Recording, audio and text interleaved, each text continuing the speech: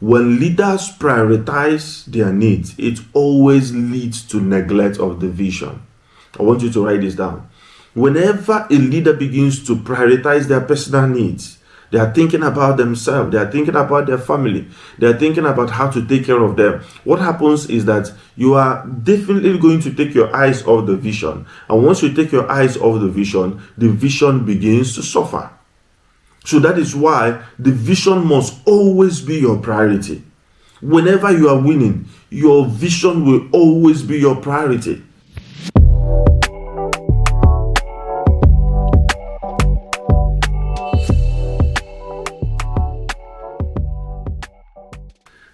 Today we are going to be looking at your first victory matters, leading after winning. Okay, and we are taking our reference from the book of Joshua chapter 6 from verse 1 to end, and then also a little bit of Joshua chapter 7 from verse 1 to maybe 5. Okay, I will not read those scriptures, but like I always say, I encourage you guys to go home, read it, get more inspiration. God will guide you, give you more light and understanding, and you'll be able to learn principles that can help you grow your leadership. If you are joining us in this conversation for the first time, I also want to personally welcome you and encourage you to visit our YouTube channel to watch previous sessions. We've had, this should be the fourth session that we are having in this conversation, so I want to encourage you. You are going to take out something definitely from what you are going to hear today, okay? But because we are building from the things that we have taught previously, I would really encourage you to go listen to them, and you will see that getting the whole package is going to make a lot more sense to you. We are building this leadership teaching on the life of Joshua, the life, character, and principles of Joshua. I believe personally that the life of Joshua is not something that is in the Bible to just tell us about a young man who took over leadership from Moses. I believe that it's to provide new leaders who are to come, who are to follow after Joshua, on principles that they will learn, apply in their life, and it will help them to stand out in leadership. So for me, it's a leadership book for everyone. Not just the life of Joshua, but throughout scripture, you see consistently, those patterns, those principles being also exhibited by others, showing that if you want to have a thriving leadership, there is a way to go about it. There are principles that control true and sustainable leadership, and those are the things that we are going through. Let me also say that the goal is not to just copy methods, okay, but to look at principles, what works, see how you can integrate it into your life, wherever you are, your business, wherever your family, and then be able to, gain a meaningful result and transformation from that. Okay, I consider Joshua personally as one of the greatest leaders in the Bible because of where he found himself. I usually say that it's not always easy, to take over a mantle of leadership from someone who has raised the bar so high that even when you begin to think about it, you are wondering, where do I start from?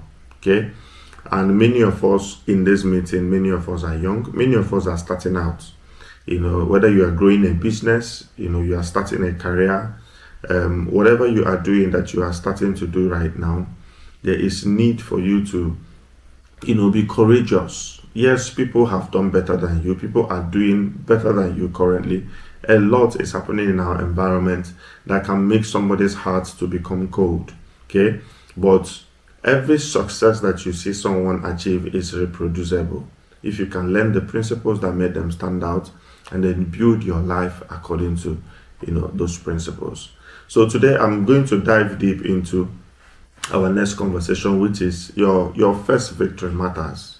Okay, and we are taking our text from Joshua chapter 6, where Joshua went to Jericho for the first time. Okay, that was his first battle in the promised land, and that was his first battle as the spiritual leader of Israel. Okay, let me say that when starting out as a new leader, especially when you have secured your first win or success, new challenges emerge on managing that success. Okay, because many of us, when we are starting out, we are very much interested in the win. Okay, so we usually focus on the planning, we focus on the strategy. Everything that we are thinking about is the execution for the success. Okay, so for instance, somebody wants to start a business. You will always notice that what occupies your mind are the things you need to start the business. Okay, so if you're opening a restaurant, what will be your mind is, okay, I need to buy a chair, I need to rent an office, I need to buy my cooking utensils. What will be in your mind are things that you need to execute to gain that first success. Okay, and what happens is that many of us do not plan ahead to begin to ask ourselves, when success eventually happens, how will I manage that success? Okay, so starting out is one thing. Managing the success that comes from your effort, that comes from your strategy, becomes an entirely different process. Okay, and that is why most times, if you are not careful as a young leader, your first win can actually start out a process that removes you from leadership entirely, because you were only thinking of, how do I execute for success? How do I start and hit and get results? You are not asking yourself, when I finally get these results, how am I going to manage the proceeds?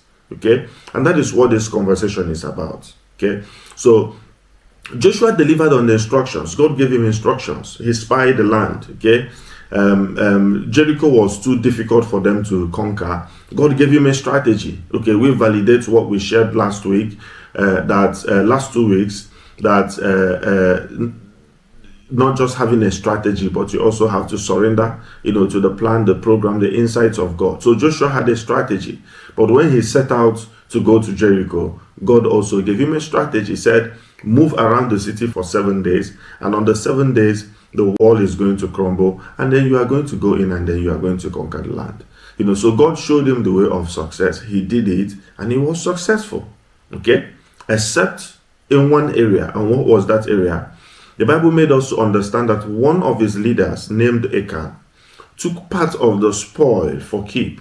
Okay, so they went into the land, achieved what they were supposed to achieve. But you see, someone who was part of their team, someone who is a leader in their nation, what happened is that they took some of the things that was a spoil for himself and his family to keep. Okay, and let me mention one of the first things I want to mention that is a danger in your early success that you must be careful about when you make your first win, is that you have a tendency of prioritizing your personal needs. Okay, and that was what happened. Okay, so what happens is that once success comes, your own needs becomes very obvious to you. Okay, and that is what differentiates leaders who continue to lead and leaders who are taken out of the leadership process, because your own need becomes obvious to you. That is when you suddenly realize the things you don't have. That is when you suddenly realize that you are not dressing fine. That is when you suddenly realize that, oh, I need a car, oh, I need a house, oh, I need a new makeover. So what happens is that success opens you up to a dimension where you begin to recognize that you have needs too. And as a leader who has suffered to do all this planning, who has suffered to do all this education, maybe if I take out one thing for myself, it doesn't really matter. Okay, so when we want to talk about Achan here, I want us to shift our focus from Joshua a bit to Achan. Okay, and Achan here also represents a leader. Okay, he represents a leader like you and I. He represents a leader like Joshua. I don't just want you to isolate what Achan did as something that affected Joshua. I want you to also see that Achan was a leader. Okay, so Achan is one of the leaders in Israel. So he was there when they planned. He was there when they strategized. He was there when all the instructions came. But as soon as he went into the land, saw that massive success that happened, the next thing he did was to prioritize his personal needs. Okay, so even though he has made everything possible to achieve that goal, what happens is that his actions of prioritizing his personal need now led to affecting the whole nation. Okay, why am I emphasizing that Achan is a leader here? I want you to understand that Achan's action affected the whole nation. Okay, and as a leader who is leading a group, who is leading a nation, who is having any kind of authority over any kind of people, you need to understand that your actions will affect your nation. Your family can be a nation, your business can be a nation, but whatever it is that you have been placed leader over, your action affects everyone. In fact, the scripture in Ecclesiastes chapter 10, said, something about woe to you, O land. Okay, how much sorrow or what sorrow comes to you, O land? He said, when your king is a child and feasts in the morning.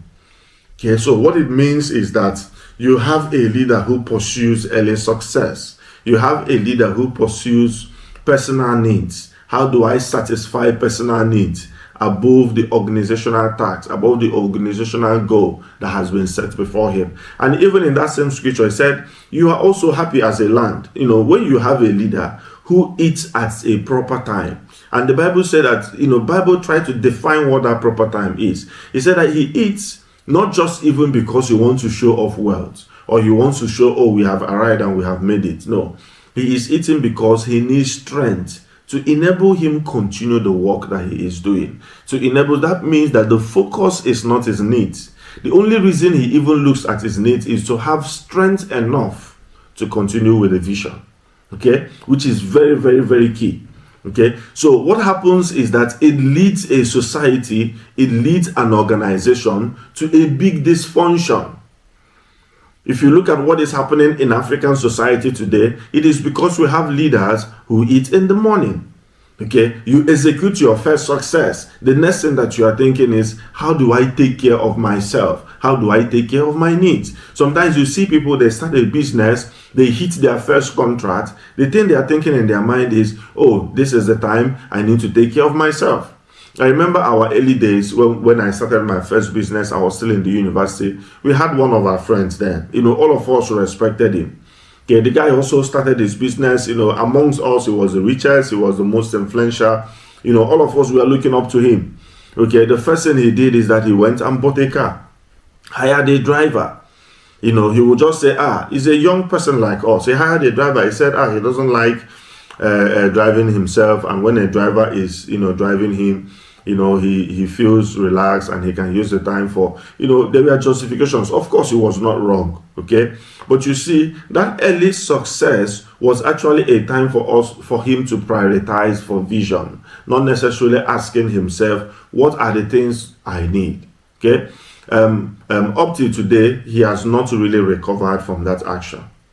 He has not recovered from certain investments he went into, the way he went about spending that money. Because as a young man, he just, broke into some, kind of financial breakthrough. But he started looking at his personal needs first instead of prioritizing the vision. So the dangers that you will face as a leader is, by the time you are making your first success, by the time you are winning your first battle, are you prioritizing your needs, or are you prioritizing the needs of the vision? Are you seeing what you have achieved as success as a stepping stone for you to continue to build your vision? Or are you looking at it as a time for me to say, oh, let's celebrate, I've achieved something. Let me use this and now satisfy myself. So it's an action that destroys both leaders and nations. Someone wins an election, the first thing they are thinking of, oh, I need to build a house, or I need to buy a car, or I need to do this. So the mindset is not the vision. The mindset is, and let me be honest with you. When I'm sharing this, you might think, it doesn't apply to you, or even me that is sharing it might be thinking it doesn't apply to me. But you remember, these guys were focused. They had energy. They had vision. The goal was to take over Jericho. The plan was to execute the will of God. There was that energy, there was that strength in execution. But you see, because they did not think and plan about how will I manage this success, what happened was that when the success came in, the first thing that came into their mind is what is to prioritize their personal need. I remember there's a scripture in the book of Proverbs, that said that prepare your field, prepare your work, and then build a house. What it's trying to say is that, first of all, establish what you are building. Establish your vision. before you start thinking about your personal needs. Because sometimes your prioritizing of your personal needs can most times even take away the resources, take away the things that you need to prioritize in order to continue to build your vision until the right time for you to celebrate is there. I remember a friend of mine I invited into a seminar recently, talked about how he started making money, and then one day he decided to buy a car. And then after 1 year, he now tried to sit down to ask himself, okay, what is the benefit of this car that I'm driving? And he realized first, he bought a used car. And then by the end of the year, as a young boy, he now realized that he has spent millions, even more than the amount of money he used to buy the car, to fix the car. And he was asking himself, this car is actually a burden to me. It's not actually offering me a solution. And that was when he moved away and started and eventually sold the car, put the money back into his business, continued to build till when he was comfortable and can afford something meaningful and reasonable, and that was when he now actually bought the second car. So he recognizes that the first move of trying to invest or prioritize their personal need is not actually the right move for him. Thank God he was quickly able to correct it and jump back into the game.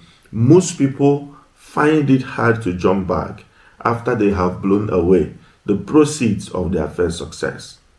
Whenever we talk about this scripture, I know we usually talk about the first fruit. Okay, that Jericho was the first fruit, that God gave them an instruction not to eat the first fruit. One other thing I want you to also take away from the first fruit message is that you need to learn to preserve your early success. Learn to preserve your first success. Learn to preserve the proceeds. That is not when to flaunt your wealth. That is not when to show that you've arrived. That is not when to even show us that you are making a lot of money. Keep it private. Okay? Keep that success private. Ask yourself, how do I reinvent? How do I grow my influence? How do I consolidate the next big win? Because most times, you might even overspend what you are supposed to do. Another business opportunity comes. You don't have any money to invest. You start looking around for who to help. And people are saying, is it not this person who was talking to us about how they made it big? Because you are not able to plan yourself appropriately and to be able to, manage that success. Okay, so we must be very careful not to allow our first and early victory to stop us from leading. Okay, your leadership legitimacy comes from your ability to take action that are consistent with right character and in alignment with the purpose of your leadership. This action led to Israel's defeat in their next battle. So you see that they were unable to succeed in their next battle because they were unable to manage their first battle. So as a young leader who is stepping out, the question to ask yourself is, maybe you have had your big win, you can reflect over it and ask yourself, how did I manage my big win? Or maybe you are looking forward to your big win, it's going to come big, how are you going to manage it? How you manage it is what differentiates whether you are going to be a leader that will stay in the game or you are going to be a leader that will lose out. When leaders prioritize their needs, it always leads to neglect of the vision. I want you to write this down. Whenever a leader begins to prioritize their personal needs, they are thinking about themselves, they are thinking about their family, they are thinking about how to take care of them. What happens is that you are definitely going to take your eyes off the vision. And once you take your eyes off the vision begins to suffer. So that is why the vision must always be your priority. Whenever you are winning, your vision will always be your priority. Real leaders are not moved by wealth or accomplishments. They are moved by the vision. How far are they going with the vision? How far are they going with what they are planning to implement? And that is why I always say that your life must start with vision. If you don't start with vision, success, you think that success is just maybe for an enjoyment. But when you have vision, for instance, you want to start an organization that will be known all over Nigeria. And then people know you only in Lagos. You can't relax. The goal is all over Nigeria, not Lagos. If you are trying to build an international organization and then you are known all over Nigeria, you can't seem to relax because the goal is to build an international organization. So it means that what you keep before you is the vision and not necessarily the momentary accomplishment that you are getting as a result of your execution. So your eye has to be on the vision. You also see that with Nehemiah. When Nehemiah was even made the governor of Israel, even on his pathway to becoming a governor, he did not even want to take the ration that comes, to the governor. He only took what they need in order to manage their visitors or to manage the palace. That was the only thing he was interested in. Whatever else was remaining, he put it back to work. He put it back to other families. He put it back to the vision. Because the goal is not for me to take care of myself. The goal was for me to take care of the people. That is why I started out in leadership first. Okay? So we must be careful not to prioritize our personal needs in our early success. That early success can be anything for you. Okay? Maybe you're a musician. Your first album was known all over the world. You had a powerful hit. Then what happens after that? Okay? You started a business. You landed your first contract. You landed your first client. What happens after that? So what happens is that if you are not careful in understanding that success needs to be managed, what happens is that it can lead to your downfall. Which brings me to the second issue that we find in the early stages of chapter 7 of the book of Joshua. The Bible said that pride goes before a fall. Okay? Pride goes before a fall. And when we are talking about pride, we are not just talking about you achieving something powerful, something big. It can be any form of achievement. Any form of achievement can bring pride into your heart. You did a program, you succeeded. Or you did a course, you were the best. Any form of success can bring pride into your heart. And what happens is that is what sets you up for your next fall. So you see that by the time they are moving into their next battle, they did not consult the Lord anymore. Joshua and his team never consulted the Lord. They relied only on their strategy. You remember what I said? That 21st century Christian leaders must be able to marry strategy with the act of surrender. So strategy is not enough. Surrender is not enough. You must be able to match that act of surrender with your strategy. But you see that what happens is that their next battle, they only relied on strategy. The only thing they also did is that they only relied on their strength. They started looking at what they are able to achieve with men and not what they can achieve with God. So you discover that when they went and surveyed Ai, they saw Ai as a small town. And the next thing is that the people say, we don't even need enough men. You see, why are they talking about they need enough men? How many men did they need to conquer Jericho? They did not conquer Jericho because of men. They conquered Jericho because of God. It was the movement of the instructions that God gave them. Circle yourself around Jericho. Okay? Do that for 7 days. And on the 7th day, march around for 7 times. That was what gave them success. It was the presence and power of God through the act of surrender that delivered that success to them. But when they came to Ai, you see what happened? They started counting men. They started counting resources. You see, if you are not careful, I find myself constantly always going before God to acknowledge the fact that, yes, you have blessed me with gifts, you have blessed me with talent, you have blessed me with skills. Okay? You have gifted me with a clear mind, but that is not why I succeed. I succeed because you are the one who have helped me. Most times our inability to know and understand that despite skill, there are people who have the same skill with you.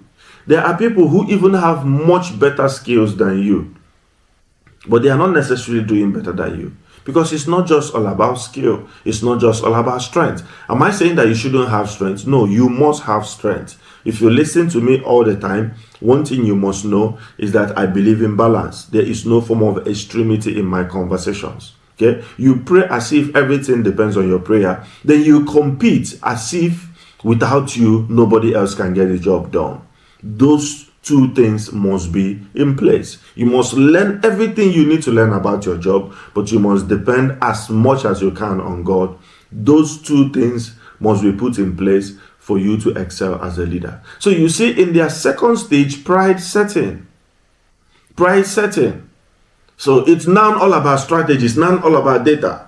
It's now all about their marketing. It's now all about everything they know. Okay, so how did we do this? How did we do that? Okay, that's fine. How many men did we use for Jericho? We used 30,000 men. Okay, so we don't need 30,000 men. Just select only 3,000. AI is too small. You know, we can just go there in a space of 5 hours. We clear the town and return in victory.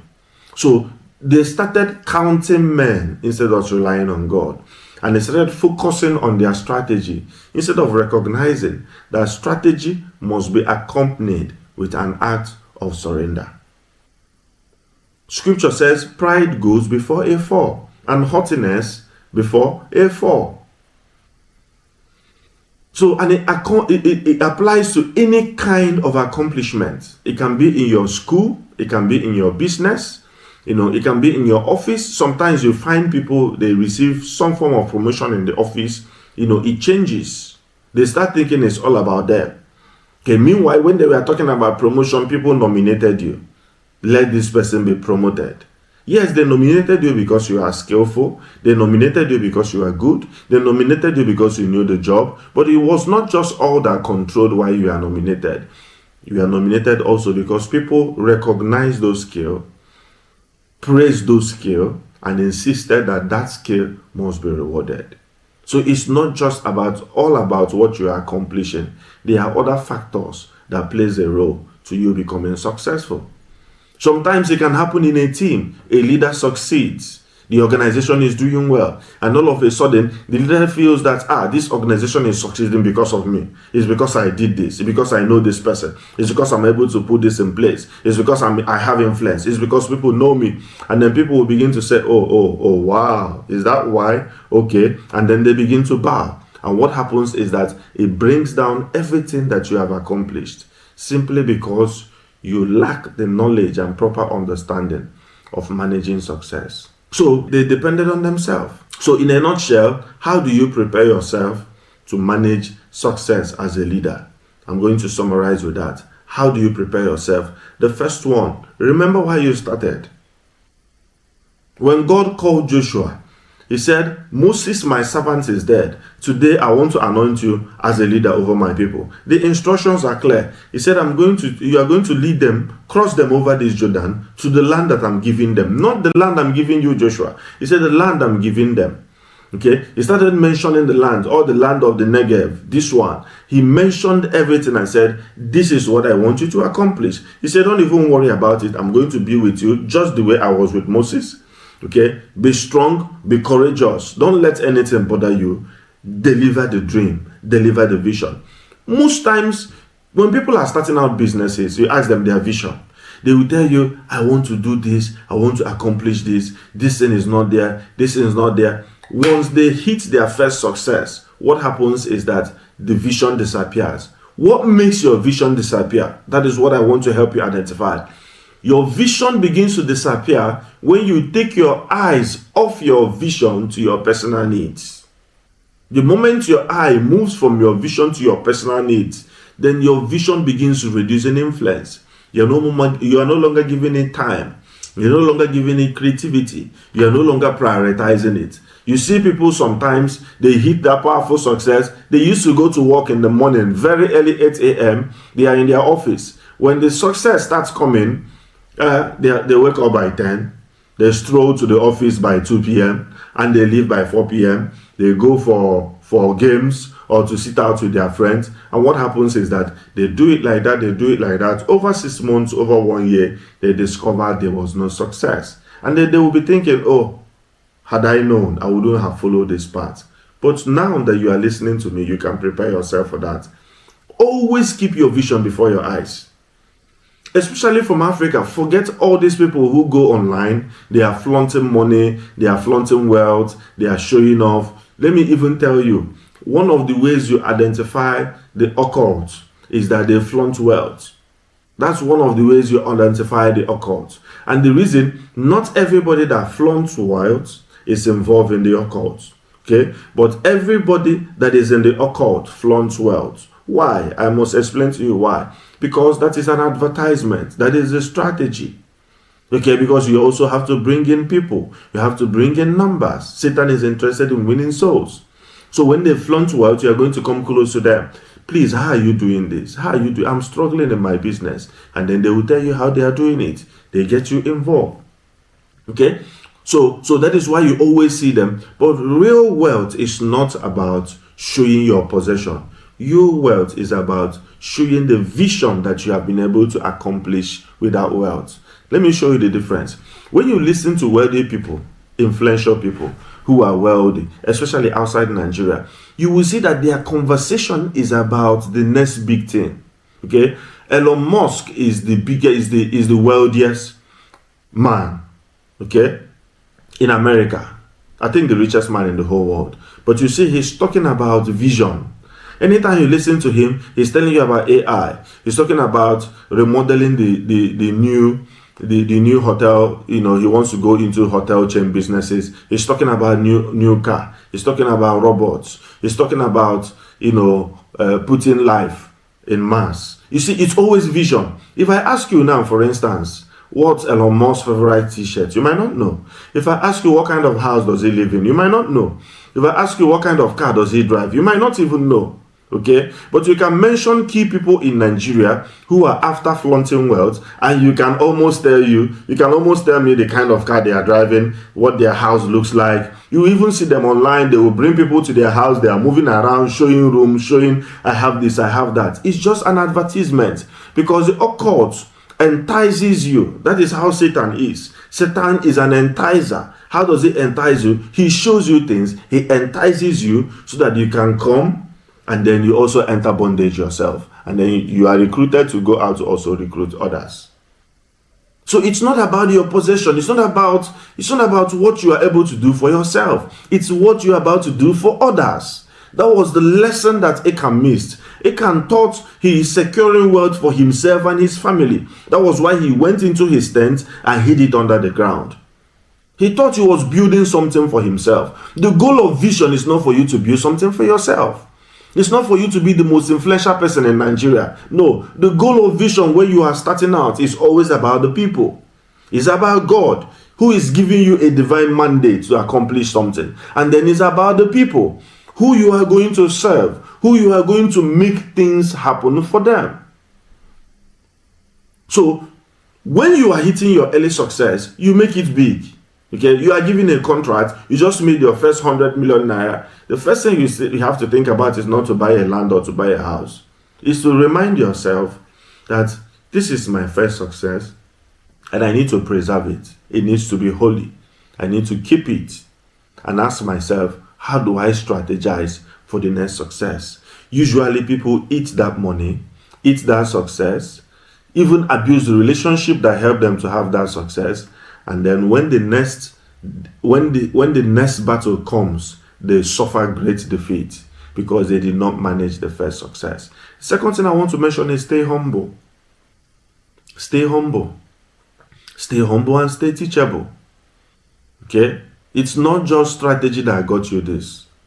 It's not strategy. It's not your number of men. It's not because you had 3,000 men or you had 30,000 men. No.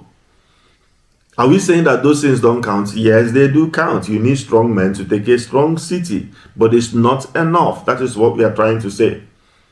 You must recognize, if you are not humble, you will not seek surrender. It takes a heart of humility to always go before God and recognize that, yes, I have my plans in place. Yes, I have my data in place. I have it all planned out, but I still need your help.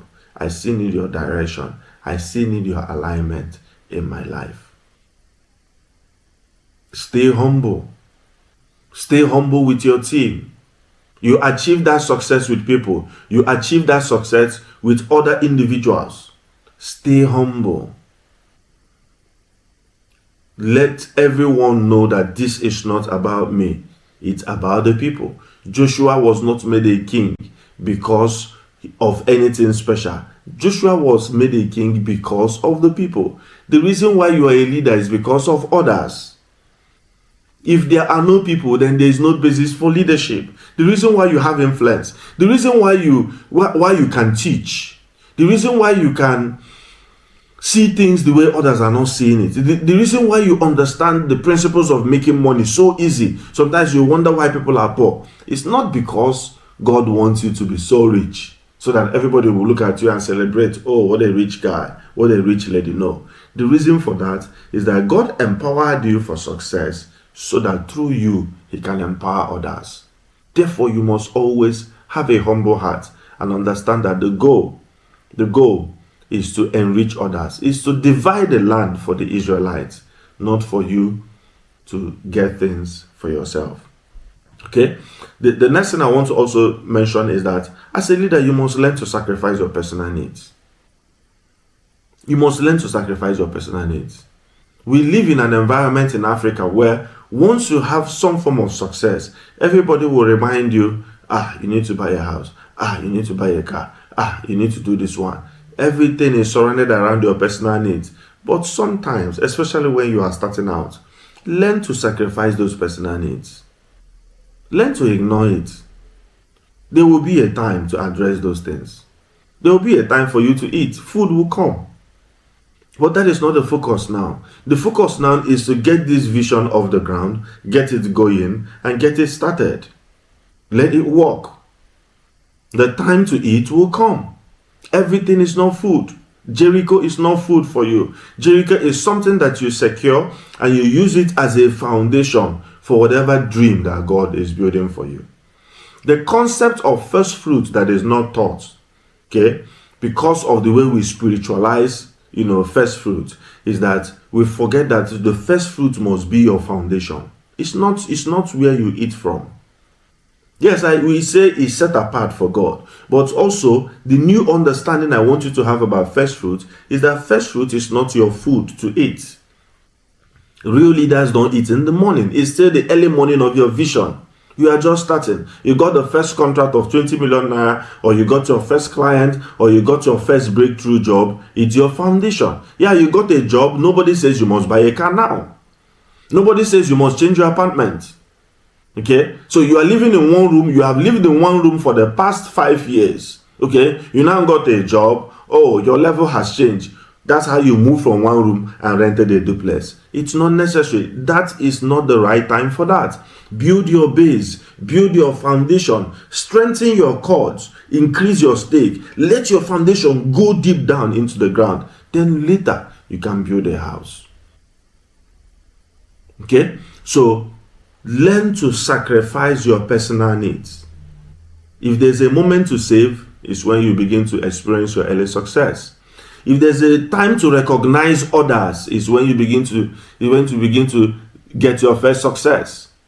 They are telling you, oh, this guy is great, this guy is so awesome. When you come out there, tell them, no, this has nothing to do with me. Look at this guy, he's the one that did it. Look at this lady, she's the one that did it. Look at all these people, you are just trying to celebrate me because I'm the leader. But see, these guys here, they are the ones behind my success. That is what you do in your first stage. That is what you do. Don't take glory for yourself. Don't take the pressure of taking the accolades. Give it out. Give it away. That's the concept of first fruit. Concept of first fruit is that you give it away. You are not taking it for yourself. You are giving it away. That's time to donate to the community. That's time to go and do outreach within the community. That's time to look for how to strengthen the foundation of what you are doing. Look at what is happening in Nigeria. Somebody wins an election, gets into a political office. The first thing they are thinking is, how do I move money outside Nigeria? No, the first thing you do is consolidate your people. Wealth will come. Success will come. Focus on establishing your people. When Nehemiah was building Israel, rebuilding the temple and rebuilding the gate, he was not taking anything for himself. He was even going to other leaders who would take loans from people and then who would give out loans and be taking out interest. Nehemiah was condemning it. He said, our people are already poor. Why are you putting more pressure on them? Distribute this wealth. Let everybody eat and be happy. That was Nehemiah's concern. By the time he was done, the people themselves brought Nehemiah and made him the governor of Jerusalem.